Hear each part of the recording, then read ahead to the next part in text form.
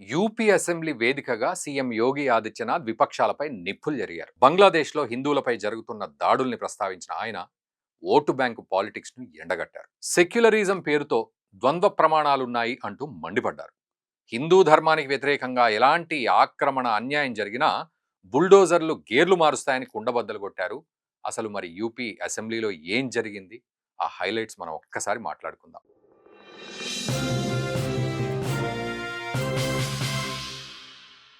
గాజాలో సంక్షోభంపై ప్రతి ఒక్కరూ కన్నీళ్లు గార్చారు. కొవ్వొత్తులతో పెద్ద ఎత్తున ర్యాలీలు కూడా నిర్వహించారు. కానీ మన పొరుగు దేశమైన బంగ్లాదేశ్లో హిందువులు ప్రాణాలు కోల్పోతుంటే మాత్రం ఎవరు ఎందుకు నోరు మెదపడం లేదు? ఇదే అంశాన్ని ఉత్తరప్రదేశ్ అసెంబ్లీ సాక్షిగా ప్రస్తావించారు అక్కడ ముఖ్యమంత్రి యోగి ఆదిత్యనాథ్. ఆయన నార్మల్గా గ్యాంగ్స్టర్స్కు, క్రిమినల్స్కు బుల్లెట్లు దించడం, బుల్డోజర్లతో అక్రమాస్తుల్ని కూల్చివేయడం మాత్రమే కాదు, మాటలతో కూడా తూటాలు పేలుస్తారు. మరీ ముఖ్యంగా హిందూ ధర్మంపై మాట్లాడాల్సి వస్తే ఓటు బ్యాంకు లెక్కల్ని ఏమాత్రం లెక్క చేయని లీడర్ ఆయన. ఇప్పుడు బంగ్లాదేశ్లో హిందువులపై, దళితులపై జరుగుతున్న దారుణాలపై కూడా అదే చేశారు. కేవలం తన రాష్ట్రంలోని విపక్ష పార్టీలనే కాదు, ఇతర రాష్ట్రాల్లోని కొన్ని ప్రభుత్వాలను సైతం ఇండైరెక్ట్గా ఎండగట్టారు. దళితుల్ని కేవలం ఓటు బ్యాంకుగా చూస్తున్నారు, కానీ వారి ప్రాణాలకు ఎలాంటి విలువ ఇవ్వడం లేదు అని మండిపడ్డారు. ఓట్ల కోసం గుడ్డివాళ్లలా నటించే నేతలున్నంత కాలం మతోన్మాద దేశాల్లో హిందువులకు నరకం తప్పదని మండిపడ్డారు. గాజాలో ఉన్న సంక్షోభంపై మాత్రమే కన్నీరు గార్చుతారు, కానీ బంగ్లాదేశ్లో ఒక హిందూ యువకుణ్ణి చంపేస్తే మాత్రం నోరు మెదపరు. ఎందుకంటే మీరు వీరిని కేవలం ఓటు బ్యాంకుగా మాత్రమే చూస్తారు. అందుకే విపక్షాల నోళ్లు మూగబోయాయి అంటూ ధ్వజమెత్తారు యోగి ఆదిత్యనాథ్. ఈ సందర్భంలోనే బంగ్లాదేశ్ ఏర్పాటు వెనక ఉన్న చరిత్రను కూడా ఆయన ఒక్కసారి గుర్తు చేశారు. అప్పటి కాంగ్రెస్ అనుసరించిన బుజ్జగింపు విధానమే ప్రస్తుత పరిస్థితులకు కారణము అని విమర్శించారు. ఒకవేళ బంగ్లాదేశ్ పాకిస్తాన్లో భాగంగా ఉండకపోయి ఉంటే అక్కడ హిందువులకు ఈ గతి పట్టేది కాదు అని అభిప్రాయం వ్యక్తం చేశారు. అదేవిధంగా అక్రమ వలసదారుల విషయంలోనూ యోగి ఆదిత్యనాథ్ తీవ్రంగా మండిపడ్డారు.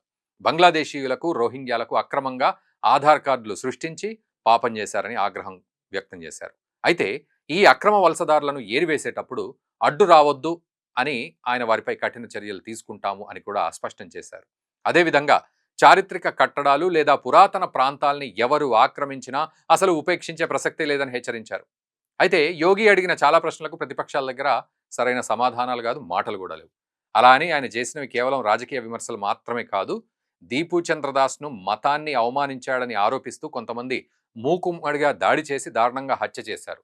మరి తర్వాత బంగ్లాదేశ్ పోలీసులు చేపట్టిన విచారణలో దీపు చంద్రదాస్ ఎలాంటి తప్పు చేయలేదు, కేవలం పుకార్ల వల్లే హత్య జరిగింది అని తేలింది. అయితే ఈ హత్యోదంతం యావత్తు దేశవ్యాప్తంగా తీవ్ర దుమారం సృష్టించింది. ఇటు మోదీ ప్రభుత్వంపై ఒత్తిడిని పెంచింది. కానీ ఇంత జరుగుతున్నప్పటికీ కొన్ని విపక్ష పార్టీలు మాత్రం మౌన పాత్ర పోషించడం గమనార్హం. దేశంపై ఎన్నో ఆరోపణలు, ఒత్తిడి పెరుగుతున్నప్పటికీ సైలెంట్గా ఉన్న పార్టీలో సమాజ్వాదీ, ఇటు తృణమూల్ కాంగ్రెస్ అవన్నీ ముందు వరుసలో ఉన్నాయి. అందుకే అసెంబ్లీ వేదికగా యోగి ఆదిత్యనాథ్ విశ్వరూపాన్ని చూపించారు. బంగ్లాదేశ్లో జరిగే దారుణాలను, ఆకృత్యాలను ఖండిస్తే భారత్లోని తమ ప్రత్యేకమైన ఓటు బ్యాంకు ఎక్కడ దూరమవుతుందో అనే భయంతోనే ఈ పార్టీలన్నీ కిమ్మనకుండా ఉన్నాయి. ఇక్కడ మరో దౌర్భాగ్యమైన విషయం ఏంటంటే, దీపు చంద్రదాస్ హత్యకు వ్యతిరేకంగా చేపట్టిన నిరసనలను సైతం రాజకీయ పార్టీలు అడ్డుకున్నాయి. అది ఎక్కడో కాదు, తృణమూల్ కాంగ్రెస్ ప్రభుత్వం ఉన్న వెస్ట్ బెంగాల్లో. బంగ్లాదేశ్కు వ్యతిరేకంగా ఆందోళనలు నిర్వహిస్తున్న వారిపై సాక్షాత్తు ఆ రాష్ట్ర పోలీసులే దాడులకు దిగారు. అయితే బంగ్లాదేశ్లో హిందువులపై జరుగుతున్న దాడులకు వ్యతిరేకంగా కోల్కతాలో బోంగియో హిందూ జాగరణ్ మంచ ఆధ్వర్యంలో హిందూ హూంకార్ పాదయాత్ర చేపట్టింది.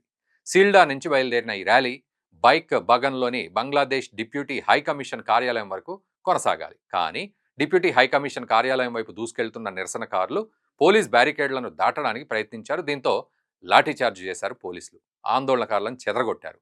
ఈ ఘర్షణల్లో కొంతమంది గాయపడ్డారు. ఈ ఘటనలో సుమారు 12 మంది నిరసనకారులు అరెస్టు కూడా అయ్యారు.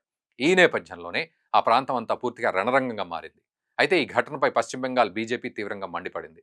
గతంలో వక్ఫ్ సవరణ చట్టానికి వ్యతిరేకంగా ముస్లింస్ చేపట్టిన నిరసనలకు ఏమాత్రం పట్టించుకోని పోలీసులు ఇప్పుడు హిందువులు చేస్తే మాత్రం ఎక్కడికక్కడ అణిచివేస్తున్నారంటూ మండిపడింది. మమతా బెనర్జీ తన ఓటు బ్యాంకుకు చెందిన వారు నిరసన చేస్తేనే వింటారు, బెంగాలీ హిందువుల గొంతును మాత్రం నొక్కేస్తారు, పశ్చిమ బెంగాల్ను దీది పశ్చిమ బంగ్లాదేశ్గా మార్చే ప్రయత్నం చేస్తున్నారు అని తీవ్ర ఆరోపణలు చేసింది. ఎందుకంటే అక్కడి యూనస్ ప్రభుత్వానికి, ఇక్కడ దీది ప్రభుత్వానికి మధ్య ఎలాంటి తేడా లేదని విమర్శలు చేస్తోంది. నిజానికి బంగ్లాదేశ్లోని హిందూ మైనార్టీలపై జరుగుతున్న దాడులను ప్రపంచ దేశాలన్నీ ముక్తకంఠంతో ఖండిస్తున్నాయి. అక్కడి తాత్కాలిక యూనస్ ప్రభుత్వాన్ని తప్పుపడుతున్నాయి కూడా. కానీ మన దేశంలోని కొన్ని రాజకీయ పార్టీలు మాత్రం అసలు ఏమీ జరగనట్టే వ్యవహరిస్తున్నారు. ఇదంతా కేవలం స్వార్థ రాజకీయాల కోసం, ఓట్ల కోసం మౌనం వహిస్తున్నట్టుగా ఉంది. మొత్తంగా బంగ్లాదేశ్ హింస, మన దేశంలోని పార్టీలు వ్యవహరిస్తున్న తీరుపై యోగి ఆదిత్యనాథ్ మాటల తూటాలు వేల్చారు. మరి ముఖ్యంగా దళిత హక్కుల గురించి మాట్లాడే పొలిటికల్ పార్టీలు బంగ్లాదేశ్ వ్యవహారంలో ఎందుకు మౌనంగా ఉన్నాయనే పాయింట్ను ఆయన బలంగా ప్రజల్లోకి తీసుకెళ్లారు. ఈ క్రమంలోనే ప్రస్తుతం ఆయన చేసిన వ్యాఖ్యలు దేశ రాజకీయ వర్గాల్లో హాట్ టాపిక్గా మారాయి. మరి హిందువులపై కనీసం కన్నీటి చుక్కగార్చని వాళ్ళపై మీరేమంటారో కామెంట్లో తెలియజేయండి. దయచేసి ఈ వీడియోని మన మిత్రులకు కూడా తప్పకుండా షేర్ చేయండి. Thank you very much.